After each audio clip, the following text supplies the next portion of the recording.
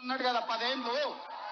ఈ చెత్త పెరగడానికి, ఈ మోరీలు నిండడానికి, ఇవన్నీ సర్వ దరిద్రాలకు, సర్వ రోగాలకు కారణం వాడే కాదా? ఆ మున్సిపల్ చెత్త కుని కాడ కట్టేయండి ఒక రోజు, అప్పుడు తెలుస్తుంది. 10 ఏళ్ళు మంత్రిగా ఉండి పంచి బెంచ్ కార్లలో తిరిగిండు.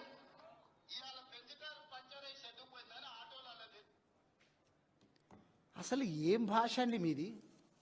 అసలు మీరు ముఖ్యమంత్రి గారు అనుకుంటున్నారా, లేకపోతే వీధి రౌడీ అనుకుంటున్నారా, గుండా అనుకుంటున్నారా?